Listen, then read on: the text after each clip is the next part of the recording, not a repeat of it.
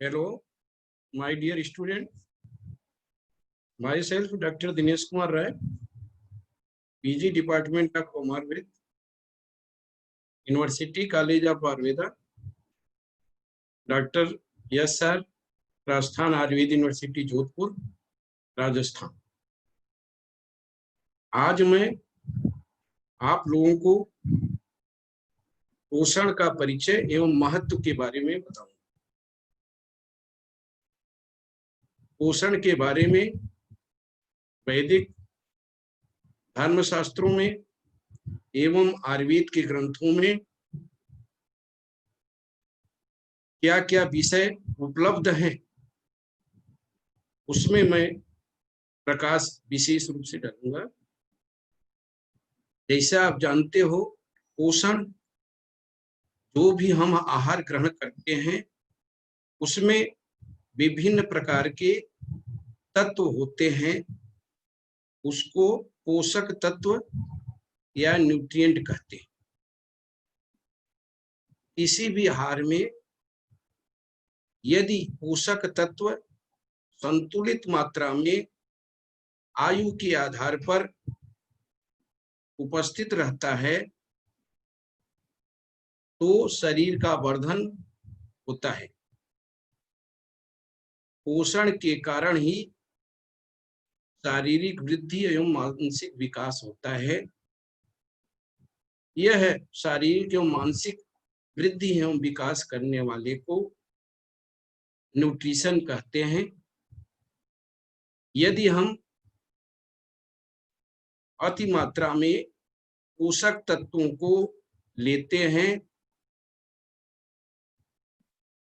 तो भी वह हितकर नहीं होता है, यदि कम मात्रा में लेते हैं तो भी वह हितकर नहीं होता है।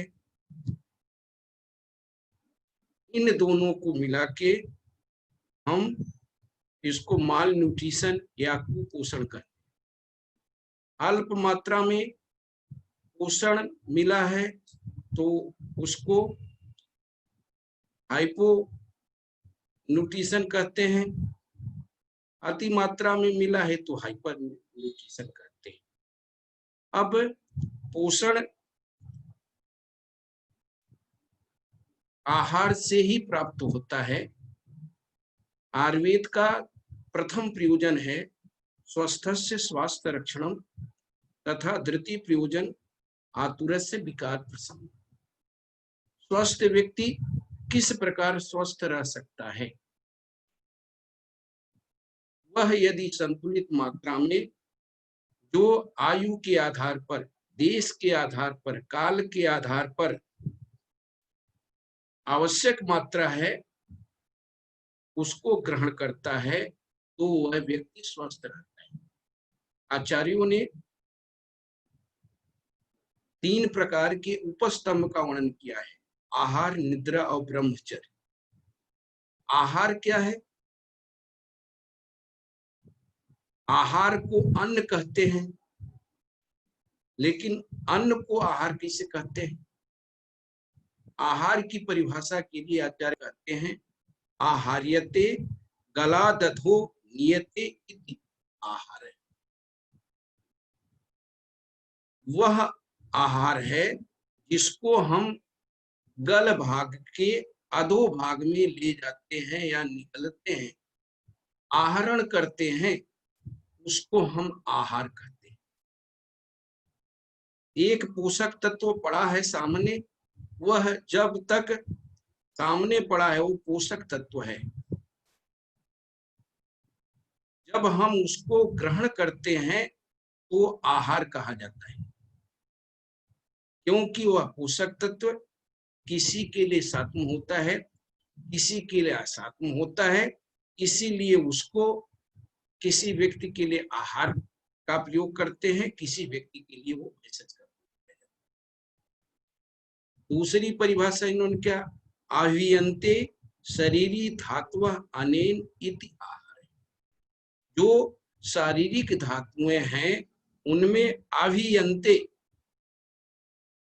हर्षण उत्पन्न करता है, वृद्धि उत्पन्न करता है, इसलिए उसको आहार कहते हैं। जैसा आप जानते हो, दोष धातु मल मूलम ही शरीर, दोष धातु मल से यह शरीर बना है, उनका साम्य अवस्था होना ही स्वास्थ्य का परिचारक है। प्रकृति है और वैषम्य अवस्था होना ही रोग है। आचार्य चरक कहते हैं, यदि हम इनका सम्यक प्रकार से प्रयोग करते हैं तो शरीर का वर्धन होता है। विकारो धातु असम्यम साम्यम प्रकृति रुच्यते सुख संज्ञकम आरोग्यम विकारो। इसी को सुश्रुत ने कह दिया, सम दोष सम अग्नि से सम धातु मलकीय प्रसन्न आत्मेन्द्रिय मन स्वस्थ। वो शारीरिक धातुओं में जो अभियन हर्षण उत्पन्न करे, वृद्धि करे, उसको हम आहार, क्योंकि सभी आहार का पाचन होता है।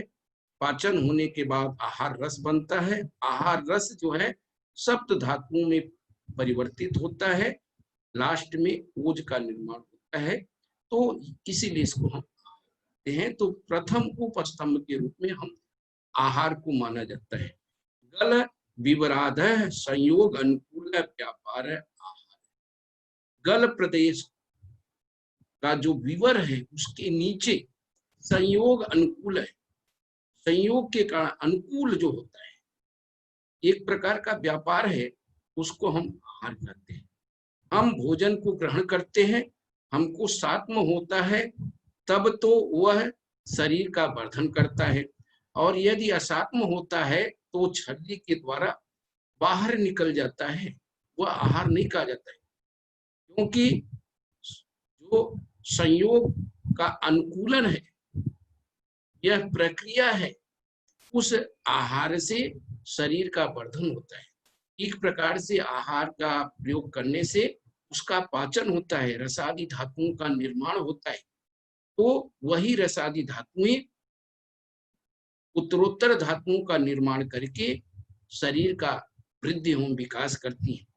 इसलिए इसको हम आहार कहते हैं। दूसरा निद्रा। त्रय उपस्तंभ में निद्रा भी आनी आवश्यक है।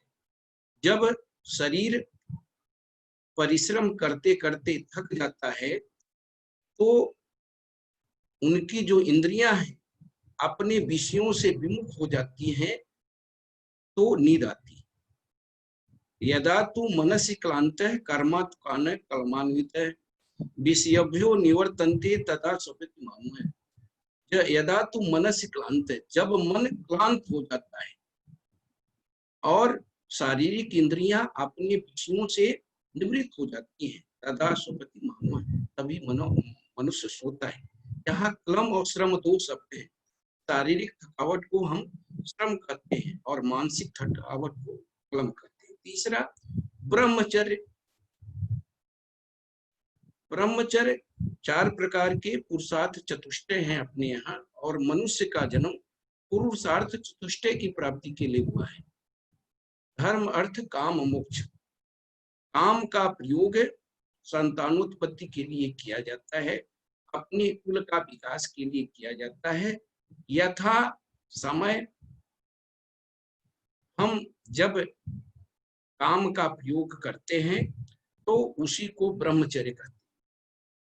ये 3 चीजें अपने यहाँ त्रय उपस्तंभ के रूप में मानी गई हैं। जैसे दोषों को त्रिस्थूण माना गया है, इसी तरह त्रिदंड सत्व आत्मा शरीर को माना गया है। इसी तरह त्रय उपस्तंभ आहार निद्रा और ब्रह्मचर्य को माना गया है। इनका प्रयोग करने से हमारे शरीर का वर्धन होता है, वृद्धि एवं विकास होता है। और यदि हम इनका सम्यक प्रकार से प्रयोग करते हैं तो स्वस्थ से स्वास्थ्य रक्षण, व्यक्ति स्वस्थ रहता है। और यदि हम इनका असम्यक मात्रा में प्रयोग करते हैं तो व्याधि की उत्पत्ति है। अब विभिन्न धर्म शास्त्रों में आहार के संबंध में अनेक विषय उपलब्ध होते हैं।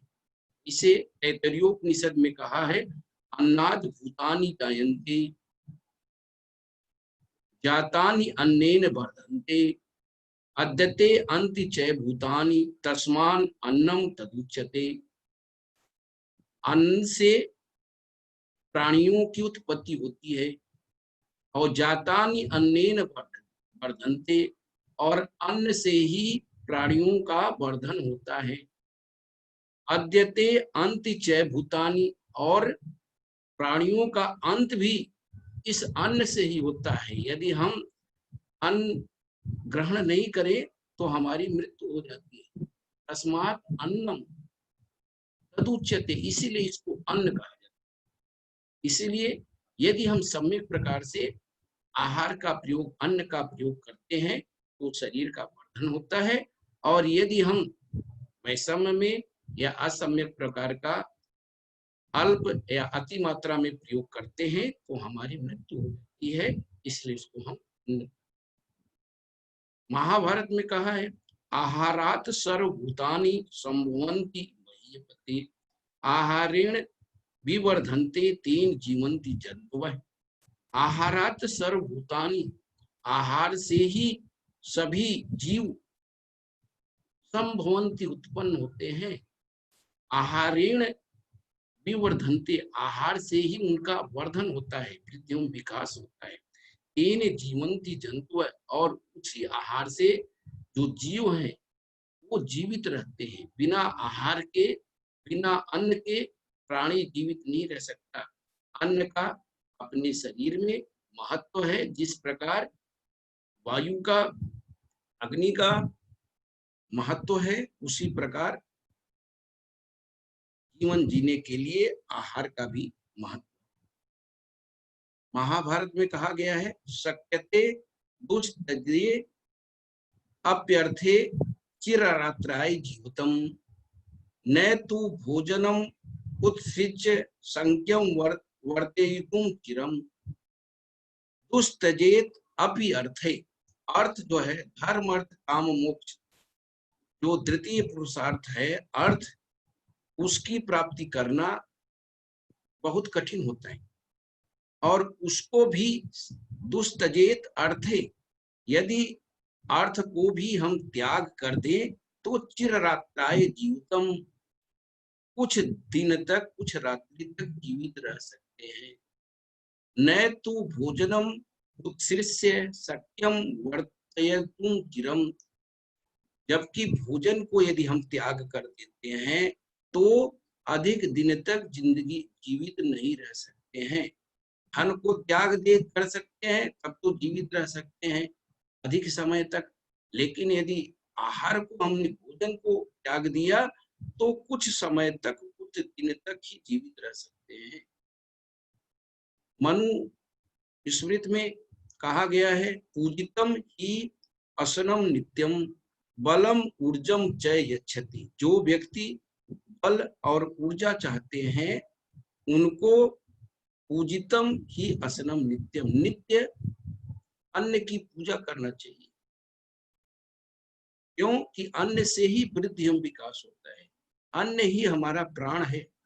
हम जिस चीज की पूजा करेंगे तभी उसका वर्धन होगा। और पूजा उस व्यक्ति की जाती है जो शरीर के लिए उपयोगी होता है।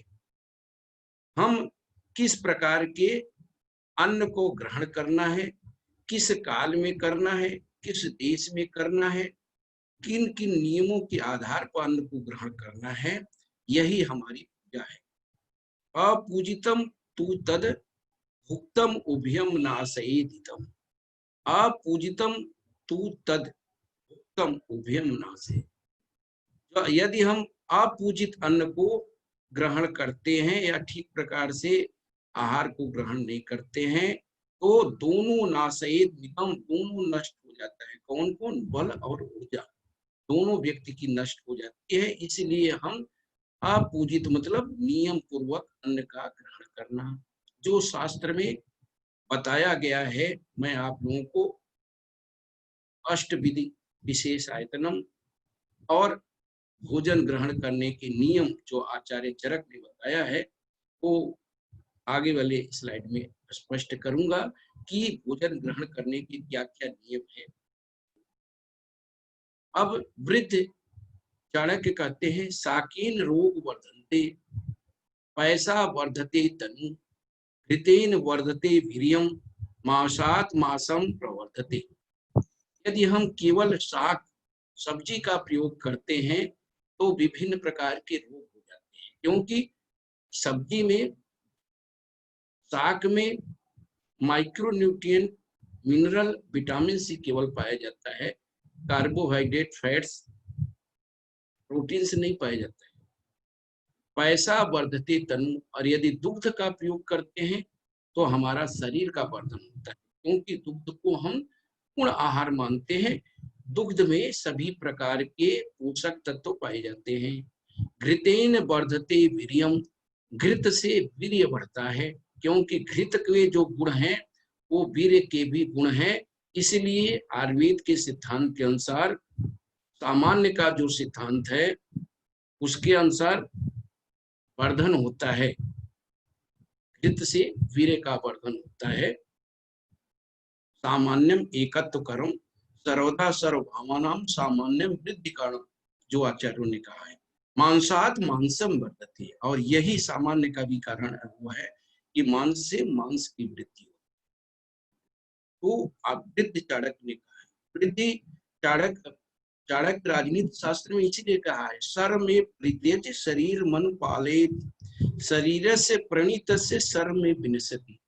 सब कुछ त्याग देना चाहिए शरीर के लिए, क्योंकि शरीर के नष्ट होने से सब कुछ नष्ट हो जाता है।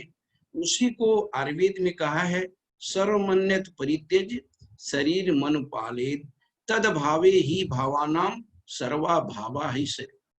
सब कुछ त्याग देना चाहिए शरीर के वर्धन के लिए, अर्थात हमको हितकर सुखकर द्रव्यों का प्रयोग करना चाहिए, अहितकर और दुखकर द्रव्यों का प्रयोग नहीं करना चाहिए, क्योंकि तद भावा ही भावानाम सर्वा भावा ही नाम। जितने प्रकार के भाव हैं वो सब शरीर में है। भाव क्या है? इच्छा, द्वेष, दुख, जितने भी हैं सब शरीर में है। यदि शरीर नष्ट हो जाता है तो भाव ही नष्ट हो जाता है। इसलिए हमको शरीर के वर्धन के लिए हितकर और सुखकर द्रव्यों का प्रयोग करना चाहिए आहार विहार। अब महाभारत में कहा, यद सक्यम ग्रस्तुम ग्रस्य ग्रस्तम परिमेच्च यत् इतम च परिलामे यत्र तात्रत्रम भूति मिच्छता।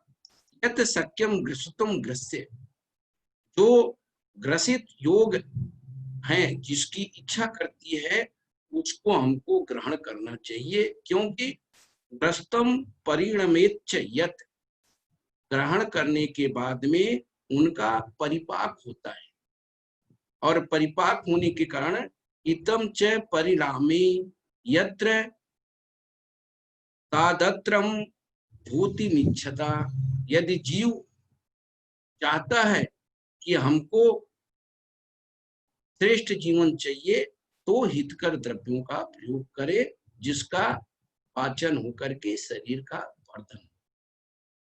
चाणक्य सूत्र में कहा है, मित भोजनम स्वास्थ्यम, सीमित भोजन हमको ग्रहण करना चाहिए जिससे स्वास्थ्य का अभिवर्धन। मित भोजन का अर्थ यह नहीं होता है कि अल्प भोजन, मित का अर्थ होता है संतुलित भोजन, जो समय पर यथा समय भोजन दिया जाए उसको हम मित भोजन करते हैं। हमको भूख लगी है 4 रोटी की और हम 1 रोटी ग्रहण करें, वो मित भोजन नहीं। हमको जितने रोटी की, जितने अन्न की भूख लगी है उतना ही ग्रहण करें। आचार्य चरक इसी बात को कहते हैं कि कोष्ठ को 3 भाग में डिवाइड कर देना चाहिए, एक भाग में भोजन, दूसरे भाग में जल और तीसरे भाग में वायु। यदि आप उससे अधिक भोजन ग्रहण करते हो तो विभिन्न प्रकार की उत्पन्न होती हैं। अब उसी को चरक ने कहा क्या है, मात्रा शीश आहार मात्रा पुनरग्नि बलापेक्ष। मात्रा शीश, व्यक्ति को मात्रा अनुसार भोजन करना चाहिए, क्योंकि मात्रा आहार जो है पुनरग्नि बलापेक्षणी, अग्नि की अपेक्षा करती है, जाठराग्नि की अपेक्षा करती है। जैसा आप लोग जानते हो कि हमारी अग्नि 13 प्रकार की अग्नि है, 5 प्रकार की भूताग्नि, 7 प्रकार की धात्वाग्नि और 1 जाठराग्नि। यदि अग्नि साम्य अवस्था में रहती है तो शरीर का पर्दा, दोष के अनुसार अग्नि की स्थिति बदलती रहती है। जैसे कफ दोष है तो मंद अग्नि, पित्त दोष है तो तीक्ष्ण अग्नि, वायु देश दोष प्रकृत है तो विषम अग्नि होती है। इसीलिए दोष को साम्य अवस्था में रहना जरूरी है। और दोषों की स्थिति के बारे में वयो और रात्रि भुक्तानाम ते अंत मध्याधिक्रमा, वय और रात्रि और भुक्त, इनमें प्रारंभिक में कफ की, बीच में पित्त की और बाद में कफ की वृद्धि होती है। तो इसलिए हमको आहार जो है अग्नि की अपेक्षा करती है। जैसे अग्नि हमारी प्रविद्ध है तो हम संतुलित आहार ग्रहण करें। यदि मंद अग्नि है तो अल्प भोजन करें, यदि तीक्ष्ण अग्नि है तो अधिक भोजन करें, गुरु भोजन गृहिणी द्रव्य का प्रयोग करें। तो हमारी अग्नि की अपेक्षा करती है। और अग्नि के कारण आचार्य कहते हैं सुतराम उदराण जय, अग्नि के कारण विभिन्न प्रकार के उदर रोग। अब आचार्य चरक ये कहते हैं कालम भोजनम आरोग्य करणाम श्रेष्ठम, काल पर किया गया भोजन आरोग्य करने वालों में जो नियम है उनमें श्रेष्ठ होता है। समय पर भोजन करना चाहिए, क्यों कि जैसा आप जानते हो व्याधियों के और स्वास्थ्य के 3 ही कारण हैं। कालार्थ कर्माणाम योगो हीन मिथ्याति मात्र का सम्यक योगश्च विज्ञो रोगा रोगैक कारण।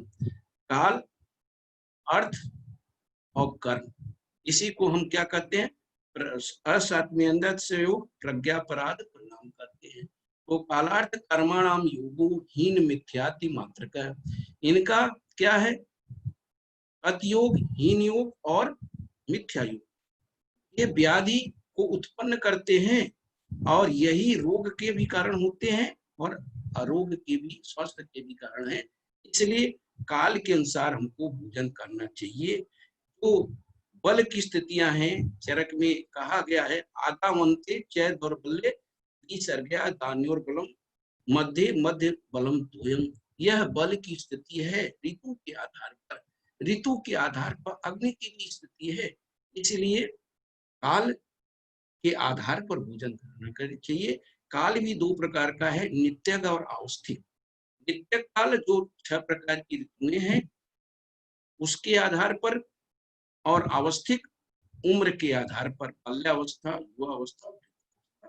तो हम काल के आधार पर यदि भोजन करते हैं तो आरोग्य देने वालों में श्रेष्ठ है। अब सुश्रुत क्या कहते हैं अर्जुन के परिप्रेक्ष्य में, अनात्म वंदता है पशुवत भुंजति, ये अप्रमाणता है। रोगानिक से ते मूलम अजीर्णम प्राप्नुवन्ति, जो व्यक्ति अनात्मवंत है, जिनको इंद्रियों पर विजय प्राप्त नहीं है, सबसे खतरनाक इंद्री रसनेन्द्रिय होती है।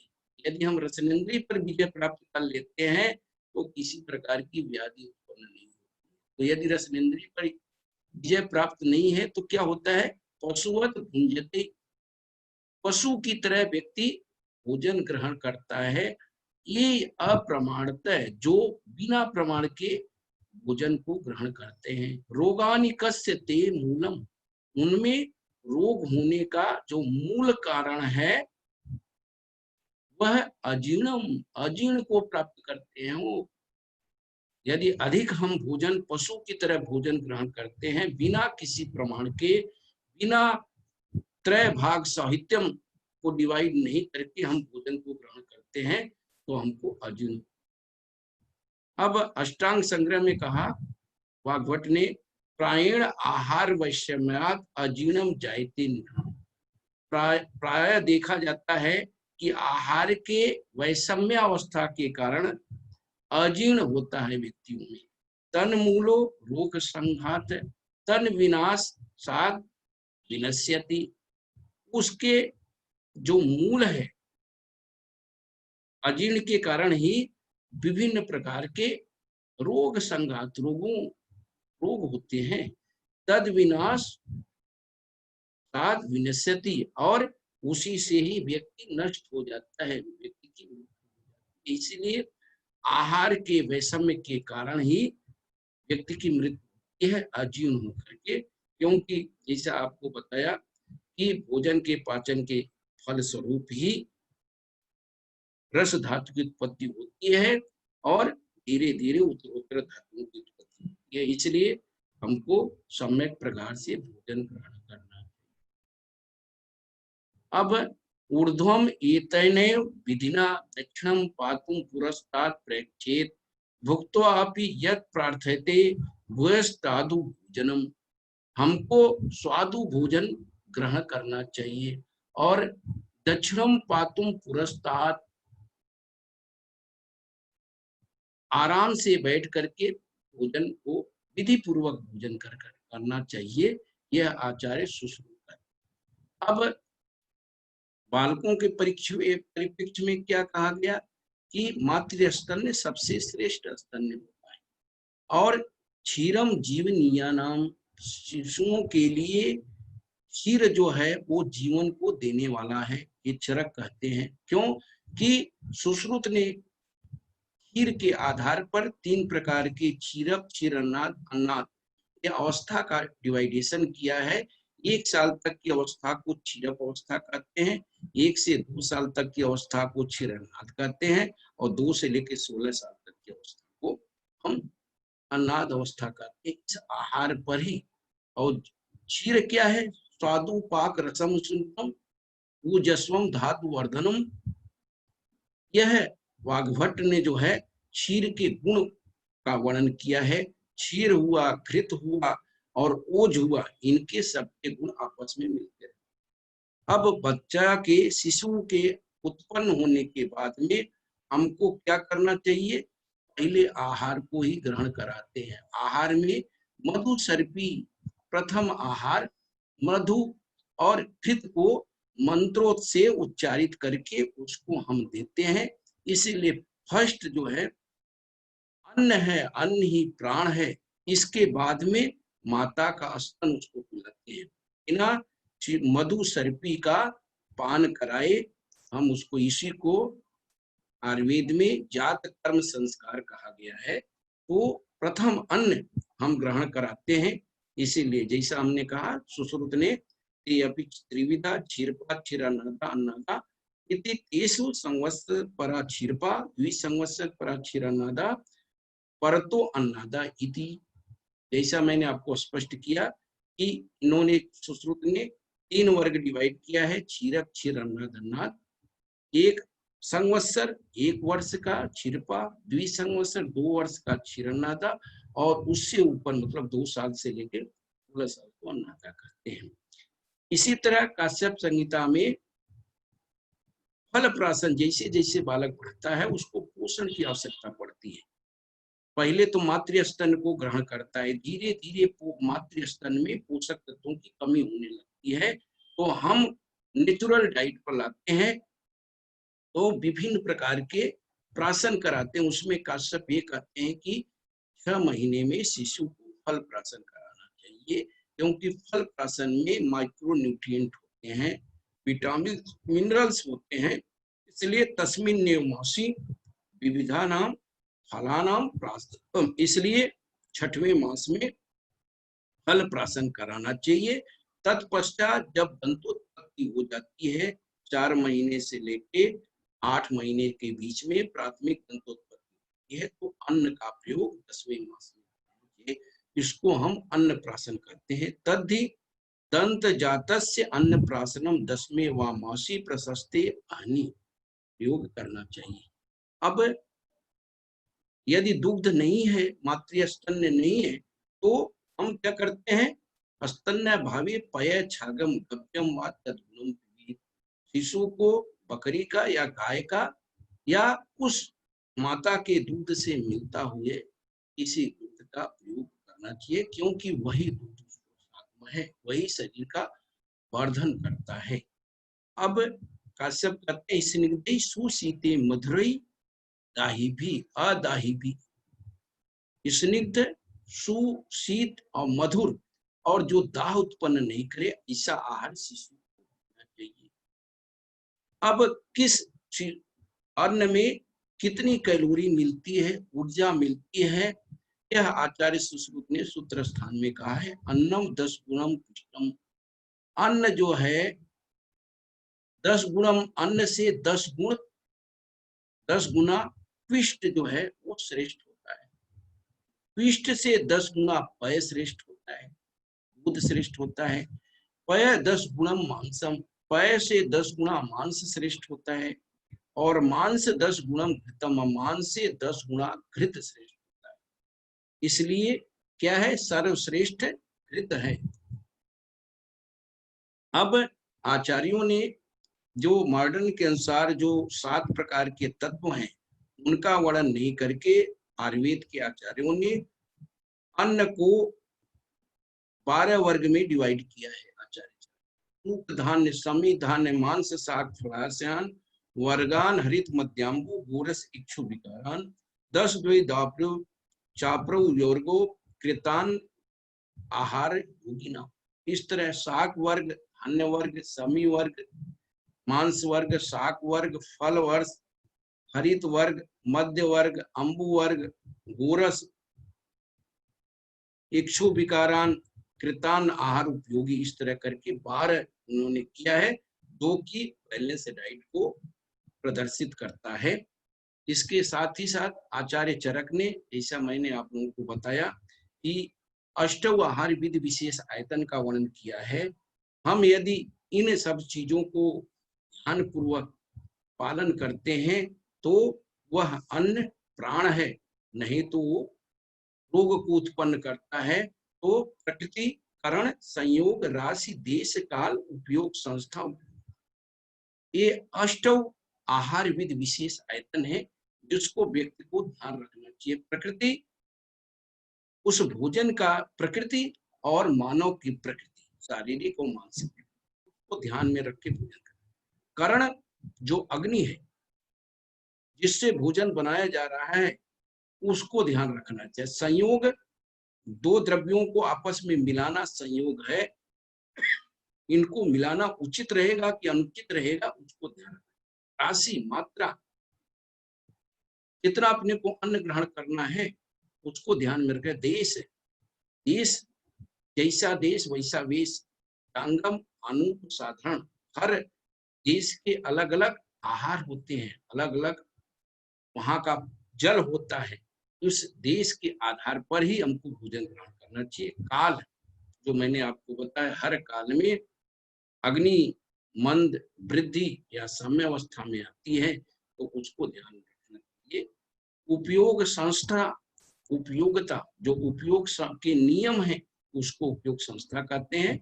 उपयोगिता जो व्यक्ति ग्रहण करता है उसकी मानसिक शारीरिक इच्छा क्या है, उसके भाव क्या है, उसके आधार पर ही ग्रहण करना चाहिए। इसलिए इसको अष्टआहार भी कहा है। और चरक ने फिर आगे क्या कहा है कि आहार ग्रहण करने के नियम क्या है। हम यदि आहार विधि विशेष आयतन, आहार ग्रहण करने के नियम, मात्रा, काल, क्रिया, भूमि, देह, दोष, गुणांतरम, इनका ध्यान रखते हैं तभी पोषण कर सकते हैं। यदि हम इनका ध्यान नहीं रखते हैं तो भले संतुलित मात्रा में भोजन को ग्रहण करें, उसका डाइजेशन, एब्जॉर्प्शन ठीक प्रकार से नहीं होता, वो प्राण की जगह प्राण लेने वाला अन्न हो जाता है।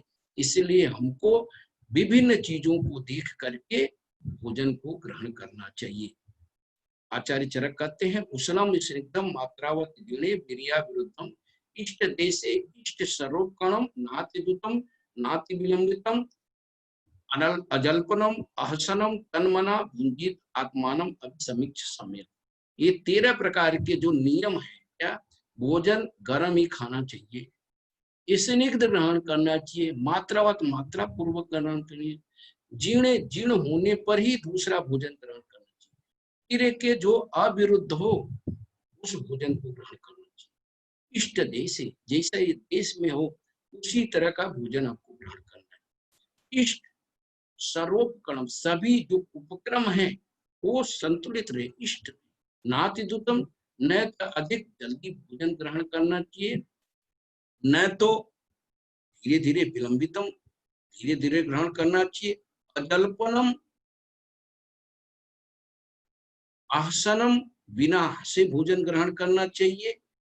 तन मना, प्रेम पूर्वक, मन पूर्वक, मन लगा करके भोजन ग्रहण करना चाहिए। और आत्मानम अभिसमीक्ष सम्यक, अपनी आत्मा के अनुसार, अपने सात्व के अनुसार भोजन करना चाहिए।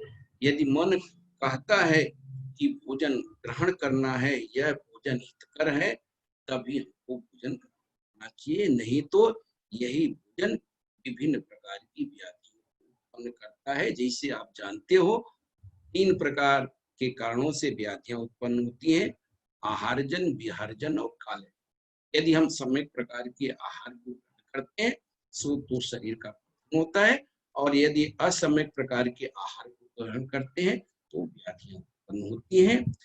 यह आयुर्वेद शास्त्र में पोषण के संबंध में बृहत रूप से वर्णन है, सूत्र रूप में वर्णन है। हमारा एक कर्तव्य है उस सूत्र को हम बृहत रूप में करें। पोषण है तो हम पहला जो हमारा सिद्धांत है, स्वस्थ से स्वास्थ्य रक्षण, प्रिवेंटिव केयर, स्वस्थ व्यक्ति के स्वास्थ्य की रक्षा कैसे कर सकते हैं? सम्यक आहार से, सम्यक पोषण से। इसलिए कौमार वृत्त में पोषण पर ही व्याधियां होती हैं, पोषण के आधार पर। अति पोषण से डायबिटीज, हृदरोग, स्थौल्य, ये व्याधियां होती हैं।